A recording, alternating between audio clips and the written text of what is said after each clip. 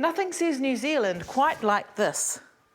Some say the silver fern was first used as a sporting emblem in 1888 when the New Zealand native rugby team toured Britain, but it was actually more than 100 years earlier that this native first represented New Zealand. When Captain Cook set out to explore the South Pacific, he found islands filled with so-called savages, but it wasn't the Māori people, rather the native plants that fascinated botanists Joseph Banks and Daniel Solander on board the Endeavour.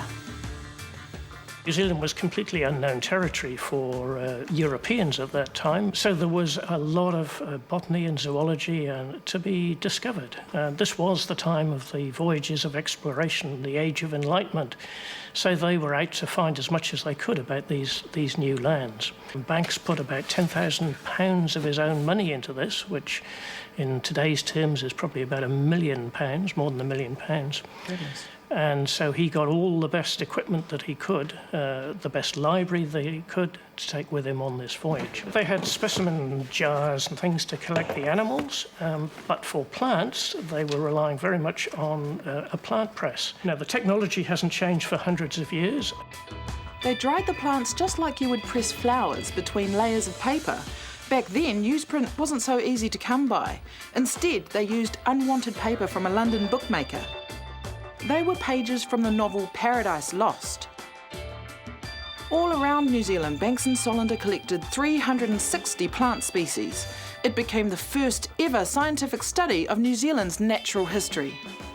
They collected everything that they could find because virtually everything that they saw here in New Zealand was new. Even today, we estimate that about 80% of our flora occurs nowhere else but in New Zealand.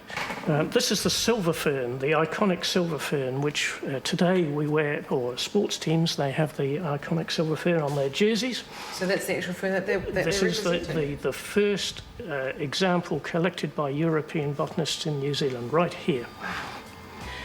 This specimen here is a Kophi, Sophora tetraptera, very familiar yellow-flowered Kophi. And again, this is the first example collected by Europeans in New Zealand. These specimens are a benchmark for what was growing in New Zealand at the time of first European colonisation. So we can be fairly sure that those 360 species are native species to New Zealand. The plants collected by Banks and Solander are the oldest in the collection. There are around 250,000 plant specimens here at Te Papa. This dried nursery continues to grow, but under one condition: don't add water.